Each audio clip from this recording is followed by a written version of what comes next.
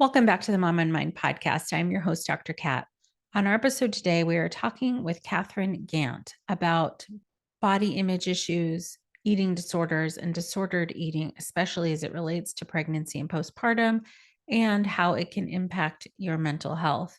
Catherine is an eating disorder dietitian, certified yoga instructor, and mom of two.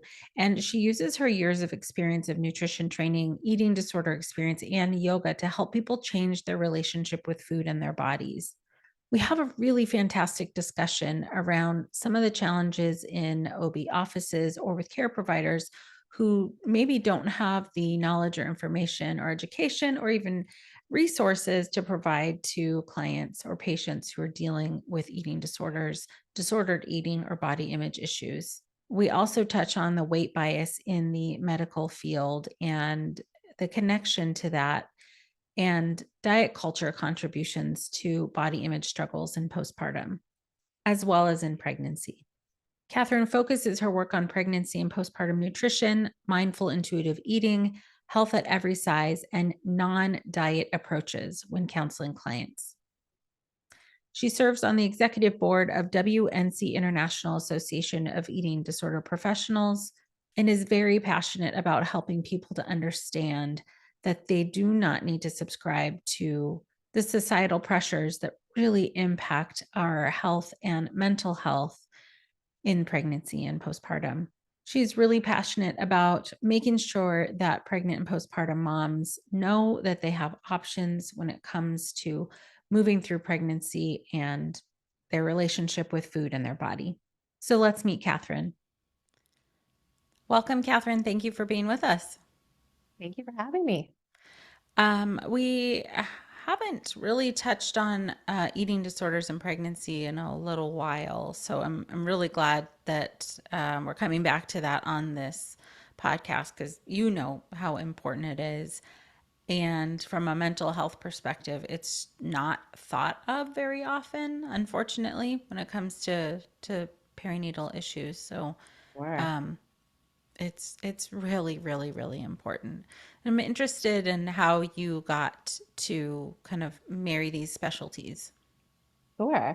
So I had been a dietitian working in specifically just eating disorders for about 5 years, and then had my first child and was just really excited to work with moms and support moms. And I just started to see this huge divide between eating disorder diagnoses or people who'd been in recovery and then having issues come back up in pregnancy and postpartum, and it really just being missed. Mm-hmm. And so when I was with the group practice, I just started requesting all of the pregnant people and all of the postpartum people to really support them. And then a couple of years ago, I decided I wanted that to really be my focus. And so I started my own practice where I could connect with a lot of the OBs in my area and really just continue to reach that specific population who just really falls through the cracks in terms of that specific disordered eating support in that pregnancy postpartum time. Mm-hmm. Yeah. What's been, I guess, kind of the reception to what you're bringing when you like in OB clinics or places where you're saying like, hey, this is a thing. It's it's a mixed bag for sure. I would say it's a lot better than it used to be. I would say I get a lot more understanding of the fact that eating disorders are much more prevalent than believed, that eating disorders exist in all body sizes, um, and a lot more willingness to work with me, listen to my recommendations when they're working with their moms. I still have some clinics who, are not just as aware of how big of a problem it is, or still maybe have some weight bias around eating disorders. And so it's a mixed bag for sure, but getting better. That's the positive. Mm-hmm. Well, that's good to hear that it's sort of trending towards the better. I'm also interested to know more. When you say weight bias, what are you seeing in Yes. those clinics, or yeah, what's sort of still prevalent? Yes. So I still see a ton of weight loss recommendations for people in larger bodies. trying to get pregnant, even in pregnancy, or advising them to gain very, very low amounts of weight in pregnancy and not screening at all to see if there's an eating disorder history. So, kind of just throwing out these diet recommendations in pregnancy without an understanding of their history or the risks associated with that. And then in postpartum, too, just this kind of unintentional, I think at times, reinforcement of bouncing back and weight loss in postpartum that can be very, very triggering for a lot of women. And eating disorder or no eating disorder can really create a negative body association. Mm. Right. Maybe it would be, yeah, thank you for that. It's the, I guess the thinness being this like ideal in all scenarios of life is so very upsetting Yes. and flawed and incomplete also, like that um being thin doesn't necessarily equal being healthy, and being No, overweight or living in a larger body doesn't necessarily mean unhealthy. But it's so no. tightly connected to those kind of two, not necessarily extremes, but shorthand and flawed ideas. Yes, absolutely. And I think that's still the big disconnect I see with a lot of providers is that if we look a certain way, that gives us a lot of information. And it really doesn't. It tells us very little about a person by just looking at their body. And so I think that is a lot of that kind of thin privilege that I see come up in pregnancy and especially in postpartum, just that I see with that thin privilege piece. It is a lot of providers praising a certain body type and almost scolding a larger body type. And some of the most disordered clients I've worked with have been pregnant women in smaller, what would be, quote, normal size bodies, but that was praised by their providers. So that was just very confusing for them. Mm. Oh, right, right, for sure. So, in terms of screening, what would be, you alluded to that, that they're not necessarily screening for eating disorders or disordered eating, or actually, I'm going to back it up even farther before we get to that. Can you just a little bit differentiate between eating disorder and disordered eating? Yes, yes, that's a great question. So, an eating disorder is a diagnosed mental illness. It's in the DSM. That's when you think of things like anorexia, bulimia, binge eating disorder. Those are the most well known eating disorders, and there's specific criteria that must be met in order to have that diagnosis. Disordered eating is a little bit of a broader term and it can encompass lots of different things. So it can encompass parts of a diagnosis, so restrictive eating, hyper focus on calories, over exercise, periods of out of control eating. So elements of an eating disorder, but perhaps they don't meet the full criteria. Or it can border on things like orthorexia, which is just kind of this like hyper focus on a quote healthy way of eating, which is actually quite restrictive and disordered. So it kind of is the larger umbrella of capturing people who are having a difficult relationship to food but don't quite fit into a specific diagnosis. Mm. Does man, I don't know if this is too specific of a question, but um, there's people don't necessarily have to be dealing with those things um, in order to have also body image struggles, but they're Yeah, correct. connected often. Yes, absolutely. And I do see both. I see Hmm. people who within the context of their connection with food, there is a struggle around body image. And then I see a lot of women who really their relationship to food is quite positive, but the way they connect to their body is quite disordered or quite negative. And those things can exist separately. Absolutely. Right. Okay. Yeah. Thanks for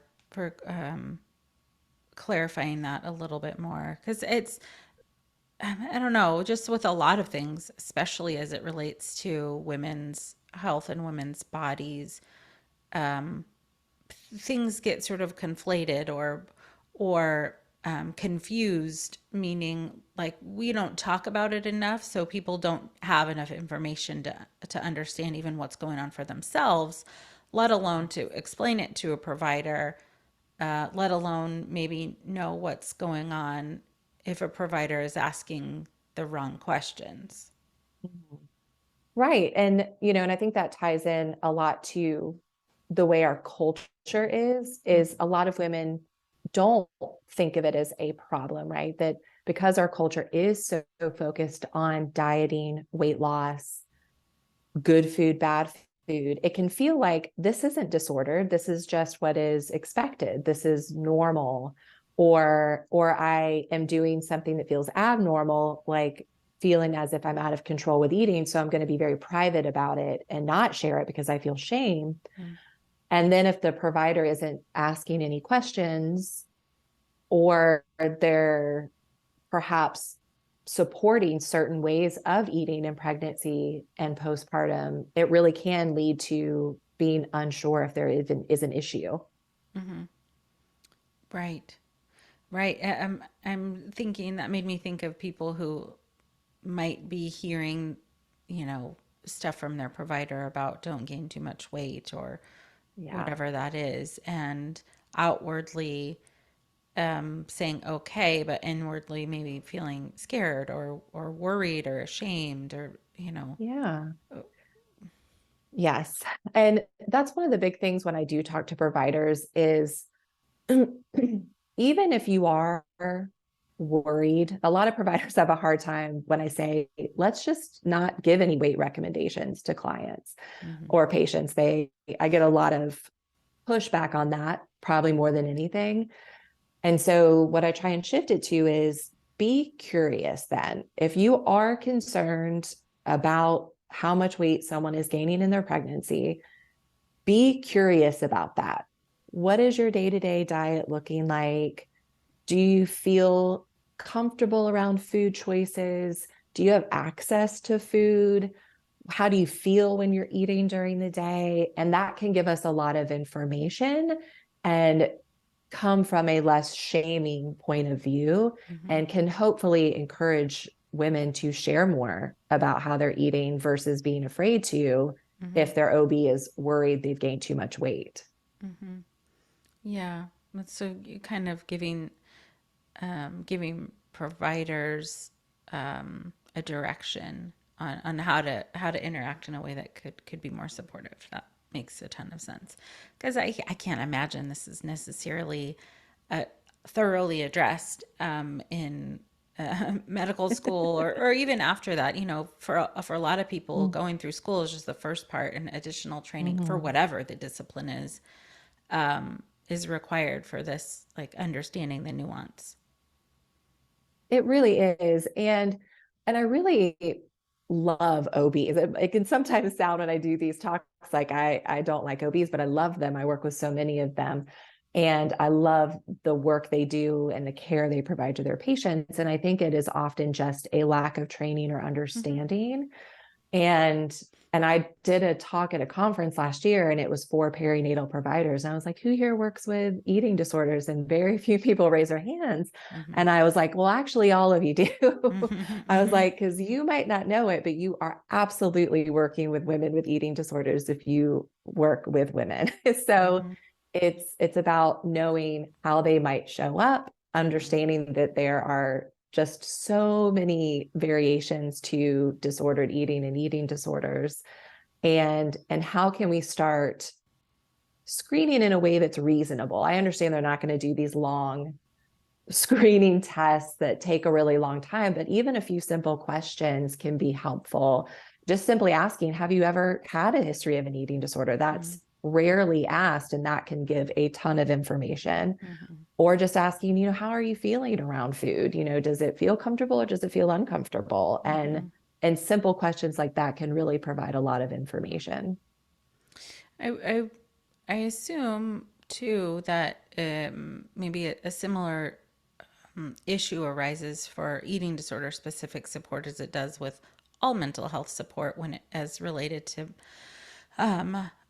providers, OBs, or whatever other perinatal Hmm. provider, is that potentially one, they're not getting training or additional information on what to look for.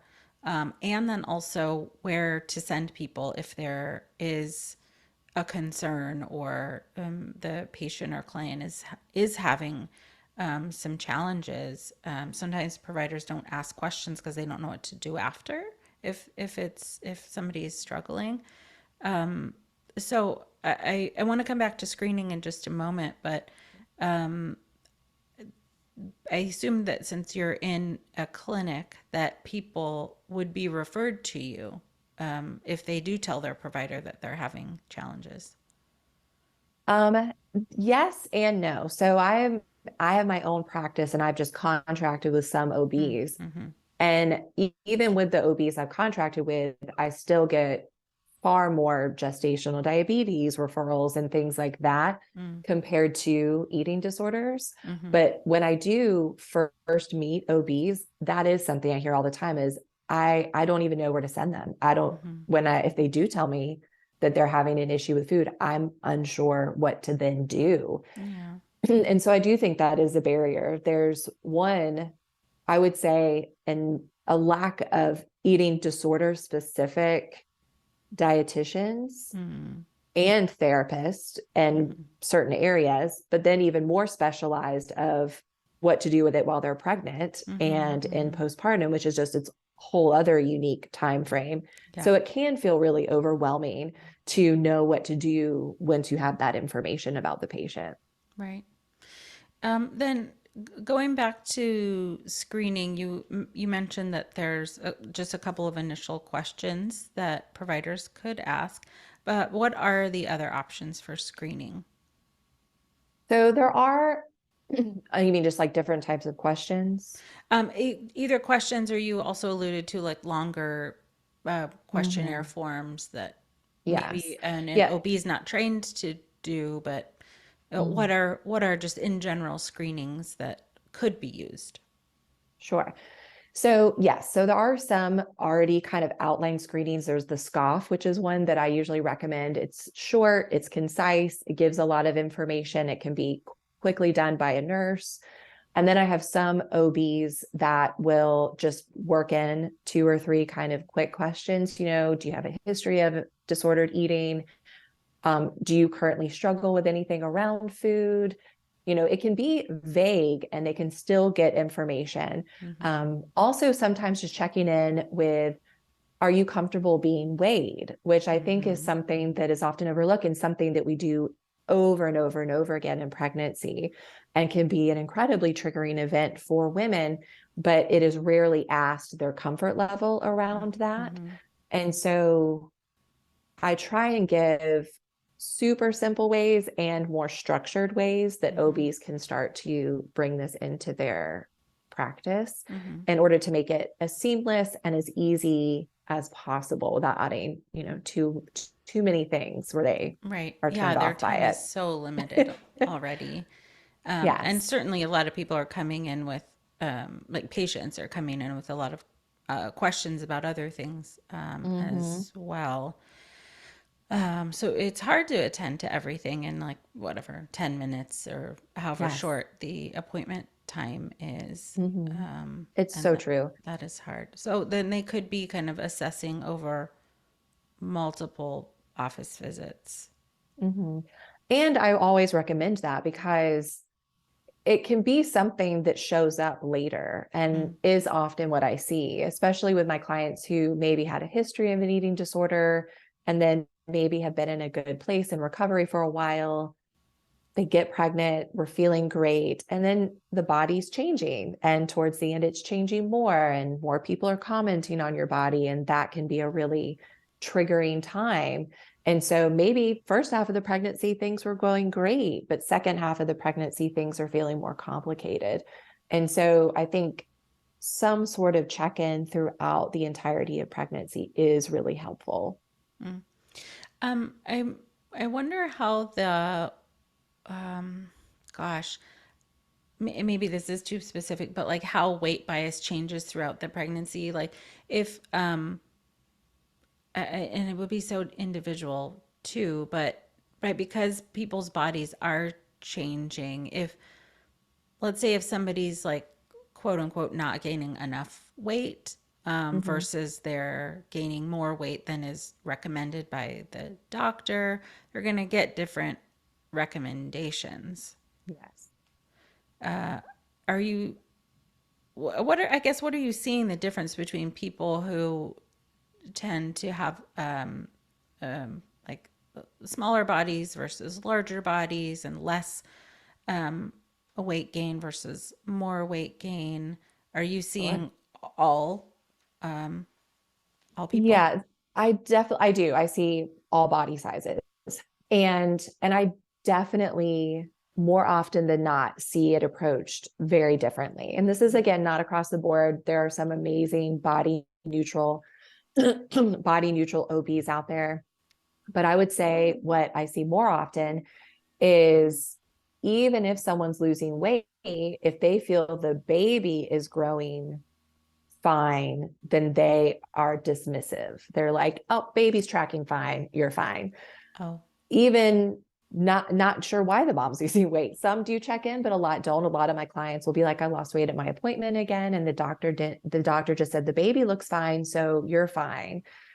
And then what I'll see with women in larger body sizes who are gaining weight faster, even if the baby's tracking the same exact way as the person in the smaller body, I will still often see a recommendation be given. Oh, you're gaining too much weight. This can cause increase in complications for you at birth, and just kind of giving some statistics that can be true, but if the baby's not, even if the baby's not tracking large, they're still more likely to give recommendations to change diet, stop weight gain, all these things that they didn't give to the person in the smaller body, or they'll show more concern for the person in the larger body than the person in the smaller body. And I see that happen a lot. mm-hmm. Yeah, that is concerning for sure. I mean, it just adds so much pressure Yes. to the person, and it sounds like, well, I imagine it could be vague to say you it could create complications. Mm-hmm. Well, like that would be scary to hear. Yes. And Yes. also, what other information are they getting? Like, what kind of complications? How serious is it? What is the real likelihood? Or is this like Mm-hmm. a general, like, yeah, that kind of thing could happen? There's not really like a way to gauge unless you're getting really specific information about a very specific concern. Yes. And it is often vague. And then the moms just feel a lot of shame or a lot of Mm-hmm. guilt. And often they're not asked to give information about the way they eat or anything like that. And Right. genetics does play a role in Mm-hmm. how we gain weight in pregnancy, our body going into pregnancy. And I have worked with many a mom who is in a larger body and is actually having a very balanced diet in pregnancy. They Mm-hmm. just are still gaining weight faster than the, quote, recommended amount. And yet the doctor didn't ask them anything about their nutrition. They just made a recommendation based on a number they saw on the scale. Mm-hmm. Right. Again, like you said, this they would not be giving recommendations to a mom who's losing weight unless I assume it is like dangerous or they deemed it dangerous to mom or baby. Yes, absolutely. And I have seen OBs when the mom is losing weight at a certain rate or the baby is not growing appropriately, I absolutely see them jump in. But I feel like it's this huge middle population, Yeah. and myself included. I had gestational diabetes in both of my pregnancies, Mm-hmm. which creates a whole kind of stigma. Yeah.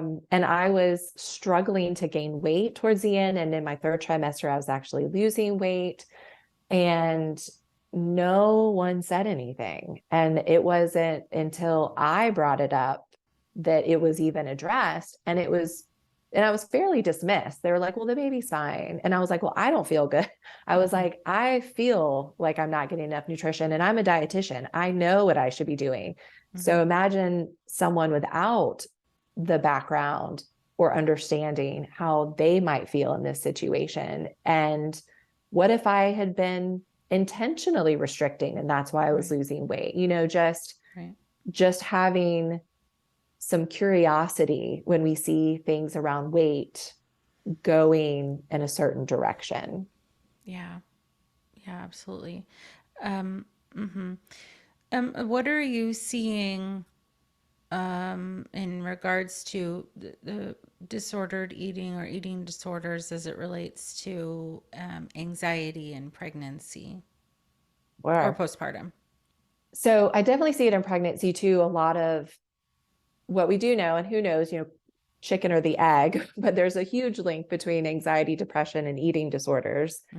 And so how I usually see it come about is anxiety in pregnancy, usually weight focused, either not gaining enough or gaining too much. So really, I see women struggle with both, but also a ton of future casting into postpartum of what will my body be like after I have the baby. And then what we know statistically in postpartum is that a woman who has had a history of an eating disorder, even if it was years prior, is at a significantly higher risk for postpartum depression and anxiety because of that eating disorder history. And they have, in that first year of postpartum, a huge risk for that eating disorder coming back. And so a lot of what I work with women in pregnancy is, one, connecting them with a therapist. I require pretty much all of my moms to have a therapist on board because it is a mental health issue. And that is the heavy lifting. And then from the nutrition part of how can we start to have structures in place around this anxiety you have around food, how can we have a schedule or a plan in place to reduce that anxiety as much as possible?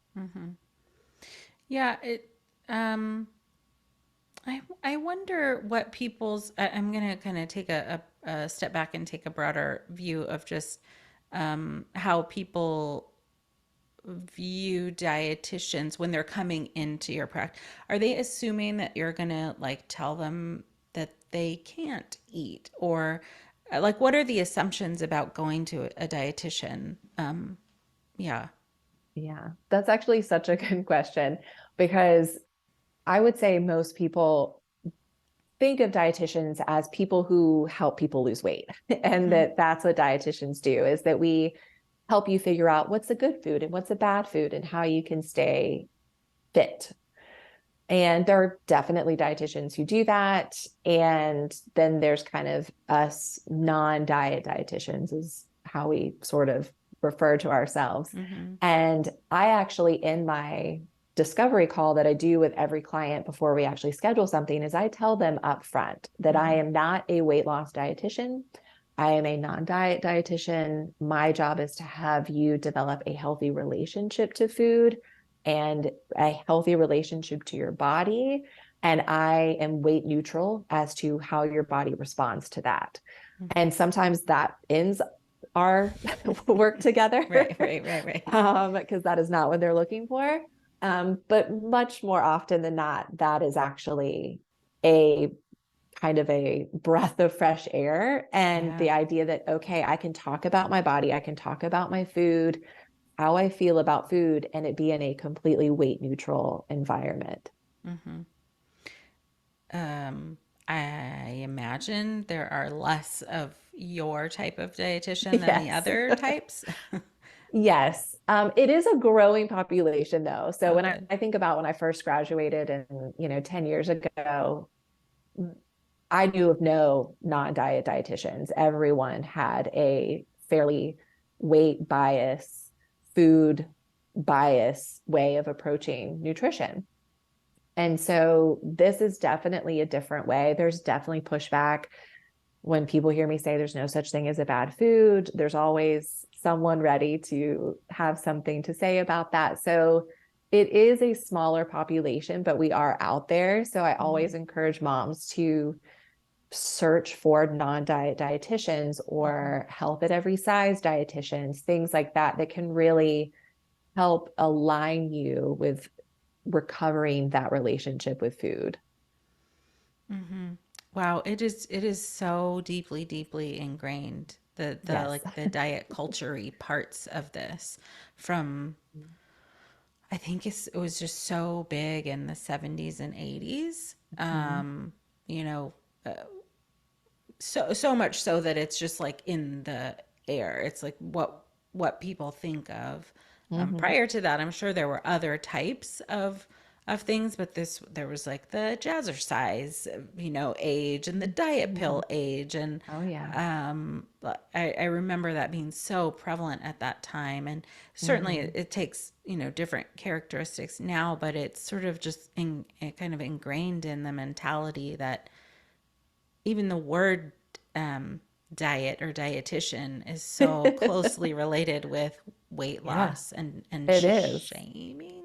It is. It really is. And even I look back in horror when I think about the counseling I did when I was first out of school and I was on a metabolic weight loss team at a hospital and but you don't know what you don't know. Hmm. And we're meant to grow and evolve in our fields. Hmm. But yes, I would say there is quite a stigma.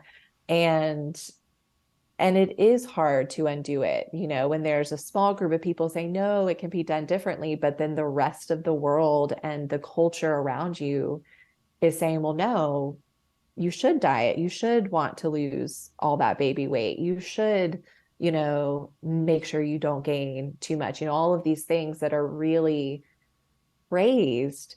It's so hard to put those down and to think of those as being possibly harmful. Hmm. Which has to contribute. I mean, to the depression and anxiety. There's like whatever the internalized stuff. If you already Mm-hmm. are dealing with or have previously had challenges with eating disorder or disordered eating, and then in come all of these ideas about what you should do during pregnancy and postpartum. It absolutely has to Absolutely. contribute.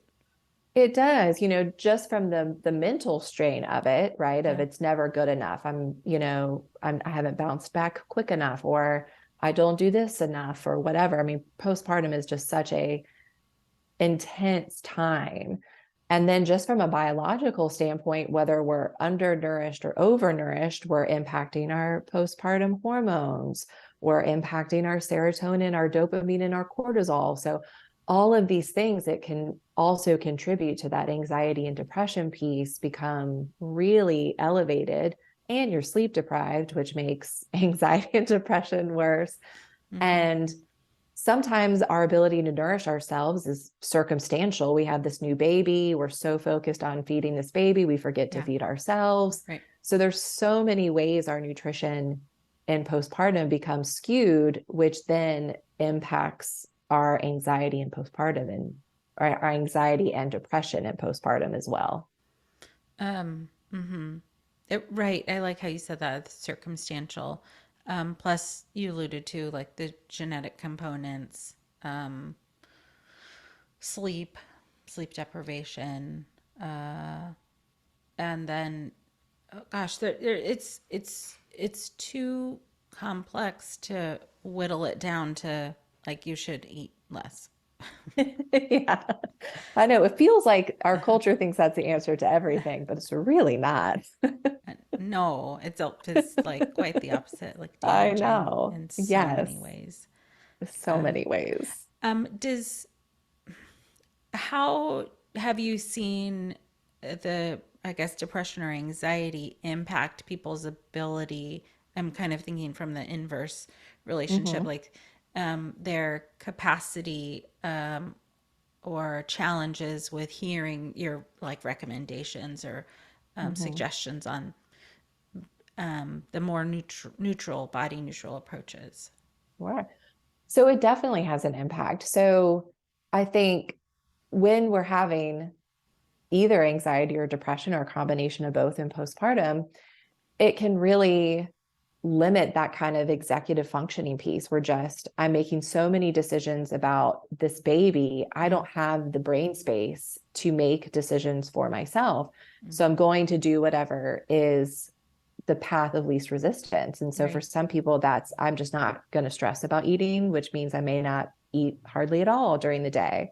Or food is my go-to comfort. And so that's really what I'm going to lean into right now because I'm so overwhelmed in all other capacities. And so it can feel really hard to find any space of movement in either of those places because the overwhelm, the anxiety, the depression just make even small steps feel like they just can't be done. Like I have this human I have to take care of. I can't focus on myself. And so what I'd really try and emphasize is you are the priority mom to be a good mom. Like if we can figure out some ways to stabilize nutrition, it's going to help you be that better mom. It's going to actually help with the depression and the anxiety.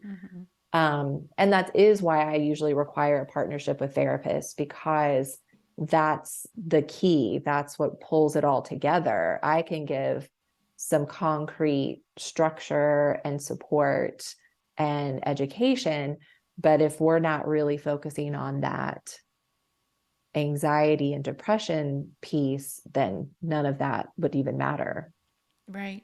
Right. And when you were saying that, it made me think and kind of remember for myself actually that there's kind of an all or nothing approach often to the um I had gestational diabetes in my first pregnancy. And I went to a dietitian and she gave me like the tips on having protein with this and like pairing foods. It was never about weight loss. But even with that, it felt like if I don't do all of this the right way, then it's bad. Like the internal thing, like the pressure, like, Yes. oh, I gotta make sure I'm doing all the stuff to keep my Mm-hmm. body healthy, as opposed to like well, there are things you can do that help, but if you can't do every single thing, it doesn't mean you're bad or wrong or, you know, Yes. um, I'm thinking of it in terms now of how depression and anxiety like play tricks on your mind, and Yes. why it would be hard to incorporate stuff if you felt like you had to do it all. Yes. And I do see that, of like, well, I couldn't find time for breakfast. So like, what's the point? It does feel all or nothing. Like if I can't follow all of the recommendations or if I can't fix how I relate to food at night, then there's no point in doing any of Mm-hmm. this. And so what I often advise clients is I'm like, let's take it back until we find the yes. So maybe we Nice. can't have breakfast every day. Okay. Mm-hmm. Can we have like a granola bar by the nightstand that you open and have a couple of bites before you get up and start your day? Like we kind of just Yeah. work. Let's keep going back until we find the yes. Mm-hmm. I love that. Because then Yeah. it seems possible. It Hmm. doesn't feel like another really hard thing that you have to do. It would make it even harder if you had a history of an eating disorder where typically things are very rigid. Yes. And the thing I remind my clients all the time, it definitely started with my eating disorder clients, but even just my new postpartum moms who are just seeing me just for really support, maybe not necessarily any disordered eating, is every meal is a new opportunity. There's no messing it up. Mm-hmm. So maybe the whole first half of the day went terribly Mm-hmm. and the baby was fussy or you were tired or whatever. Every meal is a new opportunity. There's no such thing as it didn't go well. Mm-hmm. And if we can keep that in mind, it can feel better. It can feel less shameful. It can feel like, oh, I did this wrong. It's Mm-hmm. just, okay, that didn't go as planned. Here's my next opportunity. And to try and keep it in that mindset versus this is good or this is bad. Mm-hmm. Yeah, that's super useful. Um, I think for everything, but especially for during pregnancy and postpartum, where there's so much change and adjusting and all of that all the time. Um, it's like you kind of have to fight against the programming of um, whatever it is. Like I'll start that diet on Monday. It's always Monday for some Hmm. reason, or It's always it's always Monday. Monday. Mondays are hard enough. Let's not They do that. are. Let's not add a diet to that. Right. Um, or the like pressures of what people feel like their body is supposed to Hmm. look like or do in this period of time. It's too much. It's It's too too much. much. And often it's not correct. I Mm, will get so many moms who are like, I'm breastfeeding and my body's holding on to weight. And that has a lot to do with the false narrative that breastfeeding is how weight just falls right off of yeah. you. And for some people who are genetically predisposed for that, it does happen, but it's not even really related to the breastfeeding. They are just genetically more predisposed to losing weight easier. Mm-hmm. When in fact, biologically, our body is designed to store weight during breastfeeding because we need so much fat to produce milk. Mm-hmm. And that is not really widely known. And so I get a lot of very distressed moms Right. who feel like I can't lose this baby weight. And we just do a lot of education around what false messaging there is that is Mm-hmm. so hard to ignore. Yep. And also why things are happening. I try and give a lot of information of like, you're not imagining any of this. Mm-hmm. This is why you still have fat on your body. You're Mm-hmm. still nursing. You're still, doing X, Y, and Z. And Mm-hmm. it's okay if that stays. And For we're sure. not pre-baby. So I hate that term. Get back Ah, to your pre-baby body. yeah. We're no longer that. We have now grown and produced a human, and our body is allowed to show signs of that. Oh my gosh. Let's put that on a bumper sticker, a t-shirt or something like that needs to Yes. be everywhere. It is allowed. Yes. And I have personal experience of that. I didn't lose weight with nursing, and I had that feeling like, aren't I supposed to be losing weight? How come everybody else gets to lose all this weight, and I'm just sitting here nursing this baby and Yes. nothing? Um, Yeah. but right, it was the messaging that Mhm. that I had internalized and then blamed myself for. Yep. That's where it gets so Mhm. messed up, is like that, and impacts mental health. And it was Mhm. a part of a small part, but a part of the kind of mental health journey I was on. But we don't question like, maybe this is a societal message that I've integrated and now I believe about myself, but it's total BS. Like it just feels like we're doing something wrong. It does. It absolutely does. And even for myself, I had those thoughts. So Mm-hmm. it's so hard to not let it seep in. Mm-hmm. And it really doesn't occur to most people to say, okay, no, this is not mine. This Yeah. is a message that I have been fed, Mm-hmm. but that is not my truth. Mm-hmm. And it is so hard to separate those. And I feel like, especially when I work with first time moms, there's already so many things they feel like they're doing poorly at. Yeah. Yeah. And so it feels like food and body are the things we can control. Totally. And Yeah. we want something to control in Right. postpartum. Right.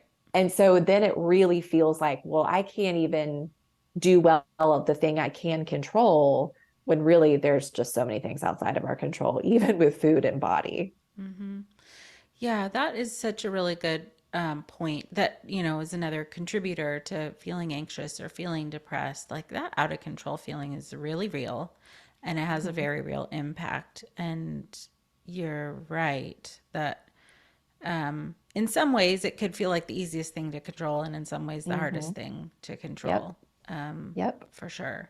But again, it's like if you're not sleeping, I remember having this conversation with I can't remember with who, but like if you're not sleeping, you're losing like one of your main sources of energy. And if you need to get energy from somewhere else, it could be food that you're getting it from. But people aren't Absolutely. remembering like, oh, I'm not sleeping, so I'm like just depleted and I might Mhm. need energy from another source, and that might be food. It might be, I don't know, Yes. it could be. Yes. But it's again, it's all like sort of siloed and taken out of Mhm. context that I'm Yeah, just eating too much exactly. in those scenarios. And exactly. And that's such a good point because there's so much that happens that we have these mechanisms in our body that are designed to support us, but are sort of either misunderstood or demonized in our diet culture.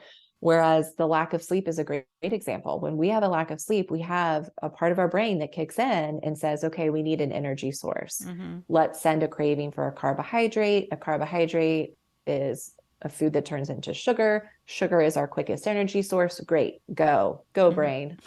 And Right. so, women are like, oh my gosh, all I'm craving are carbs, and that's so bad. And, blah, blah, blah. And I'm like, well, there's an actual mechanism happening that's doing that. You're not imagining that. Your body actually needs that. Yes, we bring in nutrition education too, of like also add protein if you can, so you don't crash. And you also need, fats for breast milk.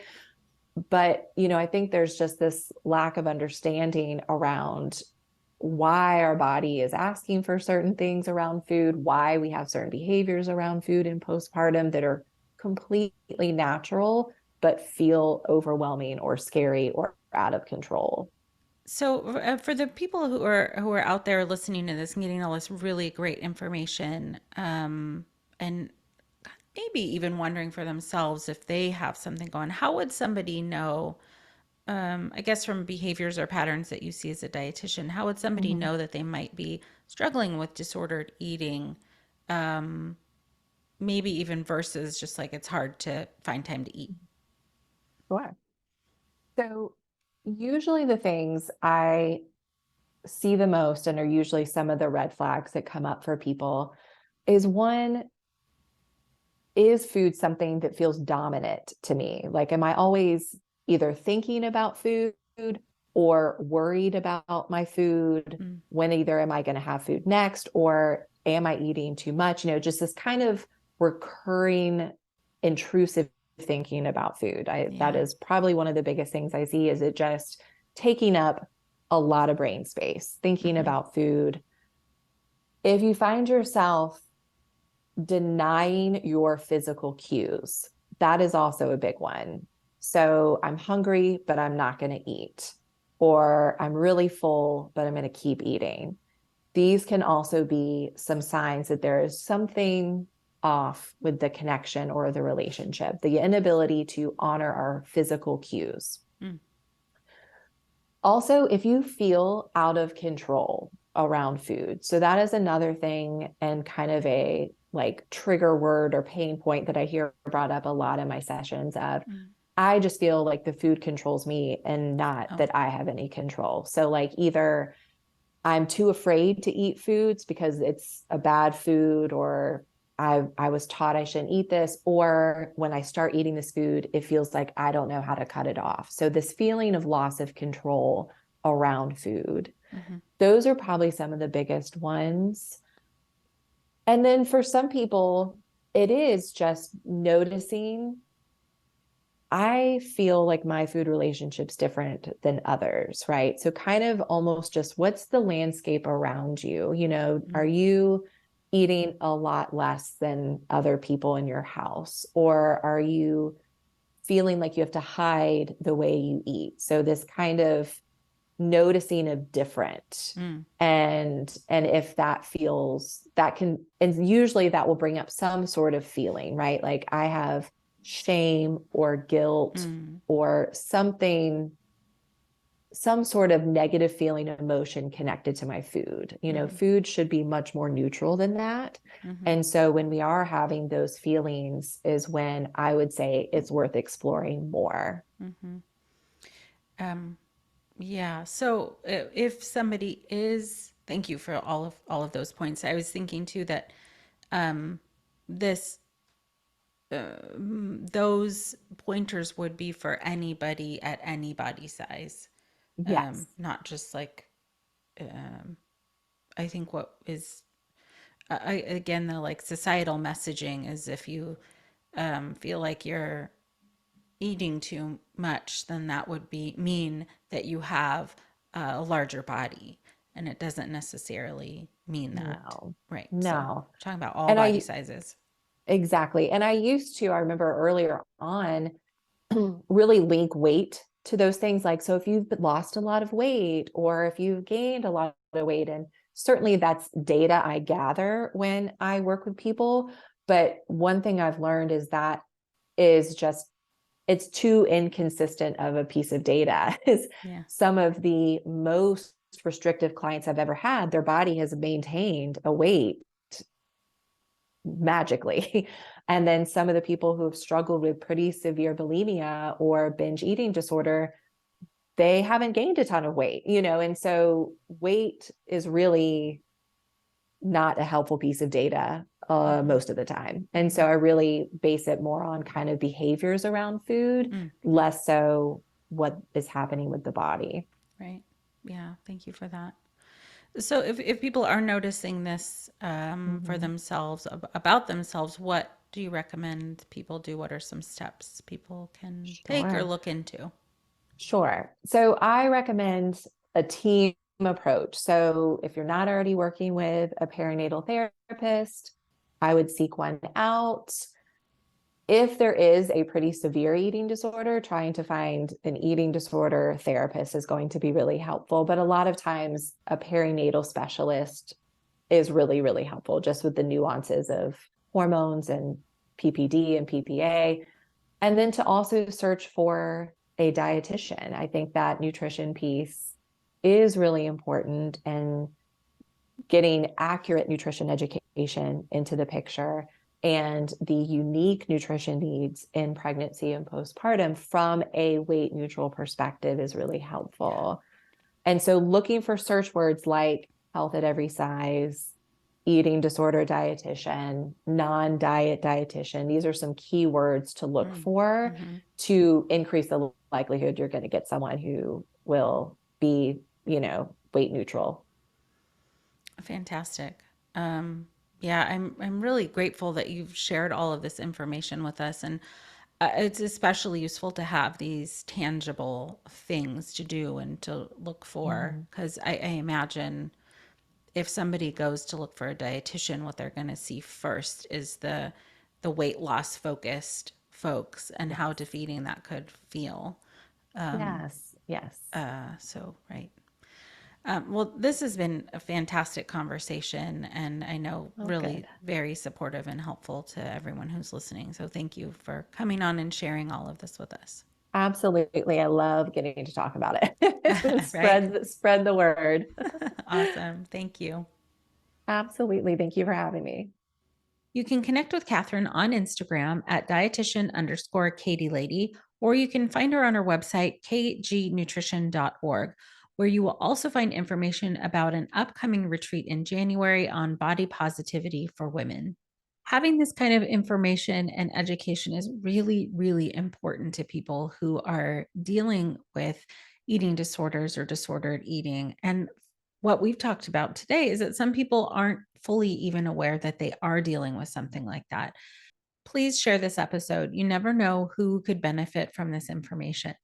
And come find me in the Mom and Mind podcast on Instagram and on Threads at Mom and Mind, and support this work that I'm doing by following and sharing posts, sharing these episodes. It is the best way to support this work.